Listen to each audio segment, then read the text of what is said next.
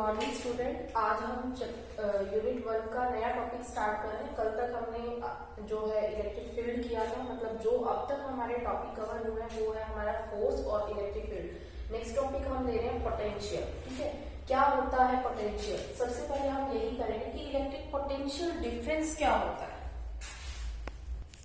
तो क्या है electric potential difference? It is defined as amount of work done to move unit coulomb of charge from one point to another point। भाई ये work done क्यों होगा, किस लिए होगा वर्क डन? भाई यूनिट कूलम के चार्ज को हम मूव करवा रहे हैं, इसके लिए मतलब वर्क डन करना पड़ेगा। क्यों करना पड़ेगा? मान लो कोई चार्ज Q यहाँ पर प्रेजेंट है, ठीक है। अब Q नॉट को मैं इसके फील्ड में कहीं भी लेके जाती हूँ, एक पॉइंट से अनदर मतलब एक पॉइंट से दूसरे पॉइंट तक लेकर आती हूँ, तो मुझे वर्क डन करना पड़ेगा। अब मान लो किसी के हम घर जाते हैं, भाई ये जो है इसके घर आ रहा है, इसके घर आ रहा है, तो इसके एक जगह से दूसरी जगह तक जाने के लिए, इसको एक जगह से दूसरी जगह तक जाने के लिए इस पे जो है फोर्स लगेगा। भाई मैं पूछूं या फिर मुझे पूछना पड़ेगा, बोलना मतलब फोर्स, तो फोर्स लगेगा मतलब किसी और के फील्ड में अगर हम कहीं से कहीं जा रहे हैं, एक पॉइंट से दूसरे पॉइंट तक जा रहे हैं, तो हमें वर्क डन करना पड़ेगा। ठीक है, तो उसी वर्क डन पर यूनिट चार्ज को हम क्या बोल रहे हैं? हम बोल रहे हैं इलेक्ट्रिक पोटेंशियल डिफरेंस। ठीक है, इलेक्ट्रिक पोटेंशियल डिफरेंस। अब मान लो ये मैंने चार्ज लिया है Q, ये है Q नॉट। Q नॉट को मैं मूव करवा रही हूं कहां से कहां तक? B से A तक, B से A तक। और ये जो A डिस्टेंस है इसके फील्ड में है, RA डिस्टेंस पर है, A पॉइंट जो है RA पॉइंट पर है, और जो B पॉइंट है RB डिस्टेंस पर है। ठीक है, और इसके फील्ड में है, तो इसके फील्ड में ये कहीं पर भी मूव करे, इसको वर्क डन करना पड़ेगा क्योंकि इस पर फोर्स लगेगा। ठीक है, तो Q नॉट को B से A तक लाने के लिए मान लो वर्क डन हो रहा है हमारा W, तो 1 के लिए कितना होगा? W by Q।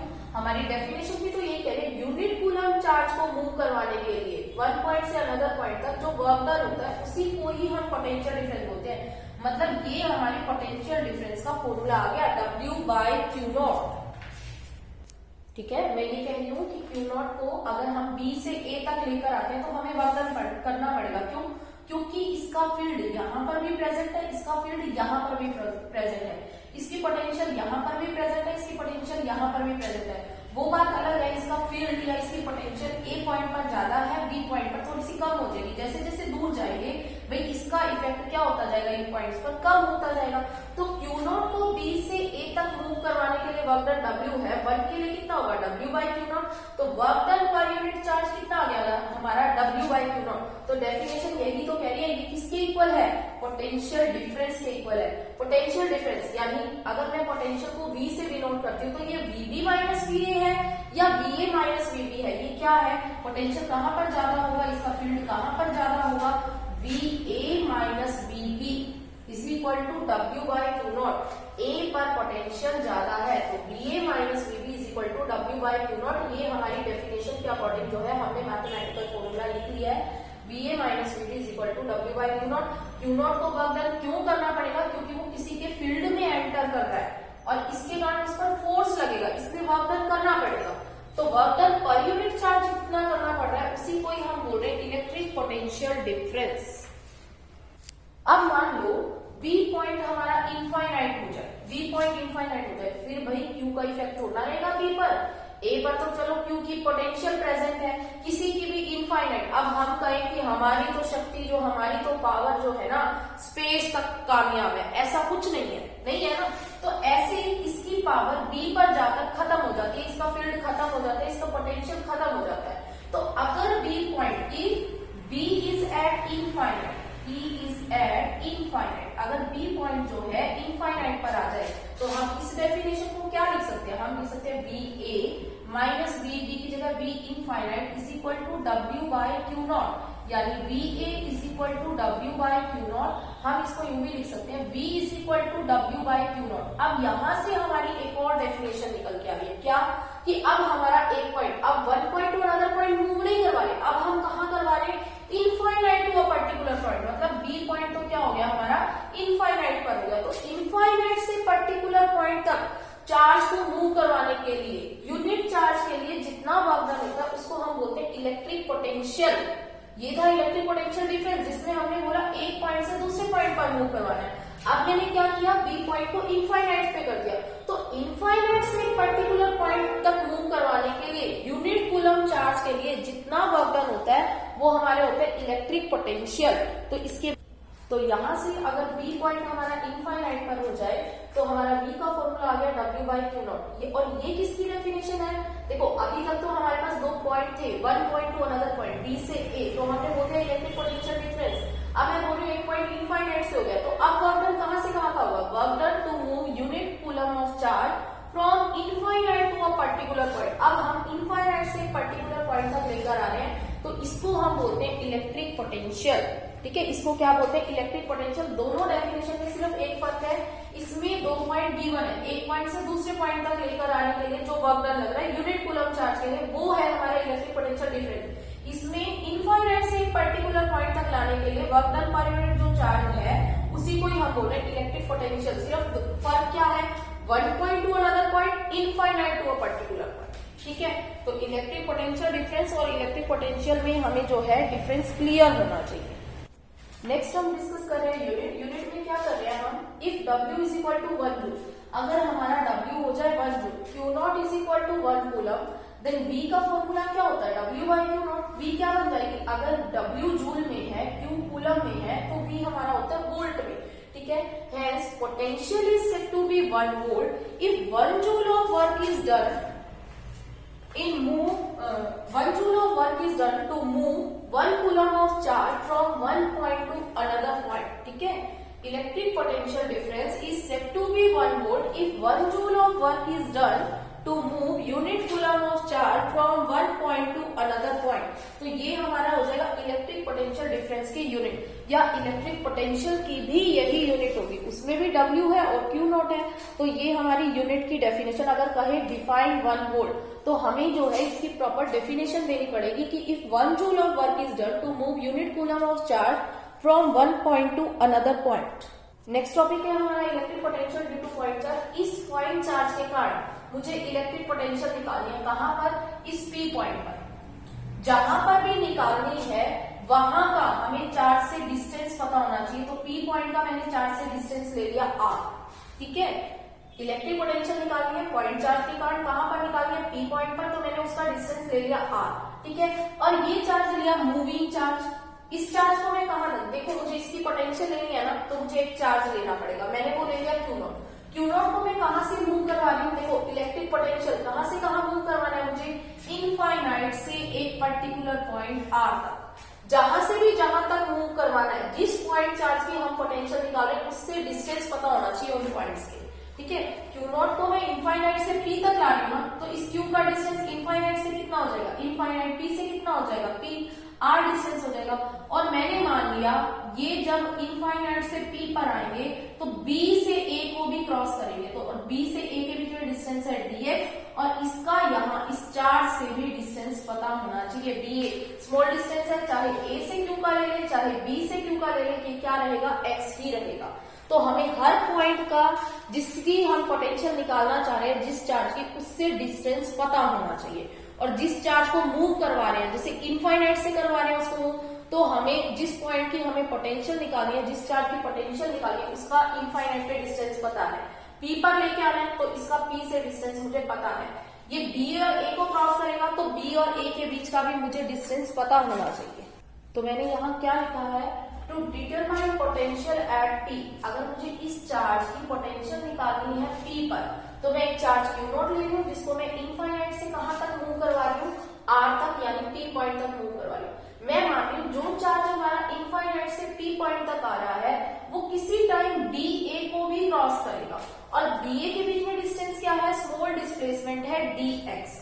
ठीक है, और इसका हर पॉइंट का हमें कोई भी पॉइंट हम मेंशन कर रहे हैं उसका Q से डिस्टेंस पता होना चाहिए, जिसकी हम पोटेंशियल निकाल रहे हैं। तो उसका Q से डिस्टेंस है, चाहे A का ले लो, चाहे B का ले लो, चाहे इनके मिड का ले लो x, क्योंकि इनके बीच में स्मॉल डिस्प्लेसमेंट है, तो इन दोनों का डिस्टेंस में ज्यादा फर्क नहीं पड़ेगा। तो दोनों का डिस्टेंस, A का भी Q से मैंने x ले लिया और B का भी x ले लिया। इतना क्लियर है? तो मुझे ये बताओ, मान लो किसी टाइम पर मैंने लिख दिया कि ये एक टाइम पर B पॉइंट पर है, B पॉइंट पर आ गया ये चार्ज मूव करता करता इनफाइनाइट से कहां पर आ गया, B पॉइंट पर। बी पॉइंट पर आएगा तो इस पर फोर्स लगेगा, उस फोर्स की वैल्यू क्या होगी 1/4πε0 क्यू नॉट अपॉन में डिस्टेंस कितना है क्यू से बी पॉइंट तक का x स्क्वायर। तो इतना फोर्स लगेगा उस पे अगर वो बी पॉइंट पर आ जाता है, और बी से मान लो आप ए पर आ रहे हैं तो क्या होगा स्मॉल वर्क डन होगा, क्योंकि यहाँ पर फोर्स प्रेजेंट है। Small work done for small displacement कितना होगा हमने पता कर रखा है, ये dw is equal to F dot D X, यही होगा, यानी dw is equal to F D X. अब इन दोनों के बीच में आएगा, देखो चार्ज को तो हम ऐसे मूव करवा रहे हैं, जबकि जो फोर्स लगेगा इसमें चार्ज पर वो तो अपोजिट डायरेक्शन में लगेगा, रिपल्सिव फोर्स होगा। तो एफ डी एक्स कॉस 180, तो dw is equal to minus F D X. तो dw is equal to minus F की जगह हम क्या लिखेंगे माइनस 1/4πε0 क्यू नॉट अपॉन में x स्क्वायर dx। लेकिन हमें तो क्या निकालना है, हमें तो w निकालना है ना हमें, तो w क्या है, इसके बाद w क्या हो जाएगा, w हो जाएगा माइनस 1/4πε0 क्यू नॉट अपॉन में x स्क्वायर dx। कहां से कहां तक मूव करवा रहे हैं एक्चुअल में चार्ज को, dx थोड़ा मूव करवा रहे हैं, इनफाइनाइट से r तक लेकर आ रहे हैं, इनफाइनाइट से r तक। तो यहां पर देखो w क्या हो जाएगा माइनस 1/4πε0 क्यू नॉट, ये तो आ जाएगा कॉमन बाहर, सॉरी कांस्टेंट है तो ये कांस्टेंट बन जाएगा, अंदर क्या रह जाएगा हमारा x की पावर माइनस 2 dx। लिमिट क्या है इनफाइनाइट से r, इनफाइनाइट से r। तो w क्या हो जाएगा हमारा माइनस क्यू नॉट अपॉन में 4πε0। इसका अगर हम इंटीग्रेशन करते हैं तो x की पावर -1 अपॉन में -1, लिमिट क्या थी इनफाइनाइट से r। तो w क्या हो जाएगा हमारा, ये माइनस बाहर ले लिया -1, तो क्यू नॉट अपॉन में 4πε0, ये आ गया x की पावर -1 इनफाइनाइट से r। ठीक है, हमें तो w निकालना है ना ओवरऑल, तो अगर हम लिमिट पुट करेंगे तो क्यू नॉट अपॉन में 4πε0 अपर लिमिट होगा 1/r माइनस लोअर लिमिट 1/इनफाइनाइट, 1/इनफाइनाइट तो 0 हो जाएगा, तो हमारा रहेगा 1/r, यानी क्यू नॉट अपॉन में 4πε0 r। तो हमें क्या चाहिए भाई इलेक्ट्रिक पोटेंशियल का हमने फॉर्मूला किया था V is equal to W upon में मूविंग चार्ज यानी क्यू नॉट। ठीक है, W अपॉन में मूविंग चार्ज यानी V is equal to W क्या आया 1/4πε0 क्यू नॉट अपॉन में R अपॉन में क्यू नॉट, यानी क्या हो गया V is equal to Q upon में 4πε0 R। ये होगी हमारी electric potential due to point charge, electric potential due to point charge, ये हमारा फॉर्मूला निकल आया है। नेक्स्ट डेरिवेशन हम कर रहे हैं electric potential difference due to point charge, जो कि सेम है electric potential due to point charge की तरह, बस इसमें क्या है, उसमें था यहाँ इनफाइनाइट टू पी, इस बार हम चार्ज को कहां से कहां मूव करवा रहे हैं क्यू टू पी, यानी अब हमें एक क्यू पॉइंट चाहिए एक पी पॉइंट चाहिए। तो इस लाइन पर मैंने एक क्यू पॉइंट और ड्रॉ कर दिया, ये हो गया क्यू पॉइंट, और मैंने कहा था कोई भी पॉइंट लो उसका जो है डिस्टेंस जरूर पता होना चाहिए। तो P के लिए हम डिस्टेंस कर देते हैं RP और Q के लिए जो है ये कर देते हैं RQ। इस बार हमने जो है इनफाइनाइट से P की जगह Q टू P कर दिया, तो Q का डिस्टेंस भी हमें इस Q से पता होना चाहिए, P का डिस्टेंस भी पता होना चाहिए। फिर सेम वही कि वो जो है किसी टाइम पर वो पॉइंट B पर है तो उस पर फोर्स लगेगा, ये हमने फोर्स लगा दिया। इस बार जो है हमें लिमिट चेंज करनी है, लिमिट चेंज करनी पड़ेगी। इस बार हम इनफाइनाइट से जो है P पर नहीं लेकर आ रहे, इस बार हम लेकर आ रहे हैं Q से P पर। तो यहाँ पर लिमिट क्या आ जाएगी हमारी, देखो यहाँ पर R कहां से कहां तक आ रहे हैं RQ टू RP। ठीक है, तो यहाँ पर भी क्या आ जाएगा RQ टू RP, RQ से RP पर आ रहे हैं तो यहाँ पर भी लिमिट आ जाएगी RQ से RP। ठीक है, और यहाँ पर भी लिमिट हो जाएगी RQ से RP, और अगर हम लिमिट पुट करेंगे इस बार आएगा हमारा 1/RQ माइनस 1/RP। ठीक है, तो लेकिन हमें तो अपर माइनस लोअर लिमिट करनी थी 1/RP माइनस 1/RQ। ठीक है। तो अगर ये वैल्यू पुट करते हैं तो इधर भी यही आ जाएगा 1/rp माइनस 1/rq। साथ चल रहा है ये r की जगह क्या आ जाएगा 1/rp माइनस 1/rq। ये होगी हमारी इलेक्ट्रिक पोटेंशियल डिफरेंस की definition.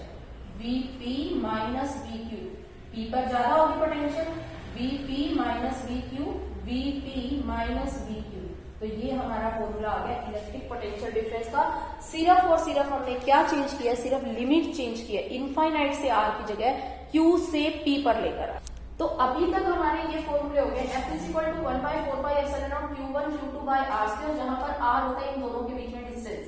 E 1/4πε0 Q bye r², जहां पर r क्या होता है एक पॉइंट चार्ज है। एक पॉइंट चार्ज के केस में r हमेशा क्या होता है चार्ज से ऑब्जर्वेशन पॉइंट तक का डिस्टेंस। ऐसे ही आज हमने v का करा, v का फॉर्मूला है 1/4πε0 Q बाय r। यहाँ पर भी r क्या है, जिस चार्ज का पोटेंशियल निकालना है उसका ऑब्जर्वेशन पॉइंट से डिस्टेंस। ऐसे vp क्या हो जाएगा अगर इसको देखो तो 1/4πε0 Q by rp minus VQ क्या हो जाएगा 1/4πε0 Q बाय rq। और क्या आ जाएगा सॉल्व करके ये Q अपॉन में 4πε0 1/rp माइनस 1/rq। यही फॉर्मूला तो निकला था हमारा इलेक्ट्रिक पोटेंशियल डिफरेंस का। तो वो फॉर्मूला भी इसी से बना है, किसी और चीज से नहीं बना, ठीक है। इसी फॉर्मूले से ही बना है ये फॉर्मूला भी। तो आज के लिए इतना ही है, ठीक है। तो आज जो है हमने क्या किया है, electric field electric potential difference किया है, ठीक है। और ये जो है हम अच्छे से कर लेंगे ताकि कल हम इसके न्यूमेरिकल अच्छे से सॉल्व कर पाए। Thank you, have a nice day.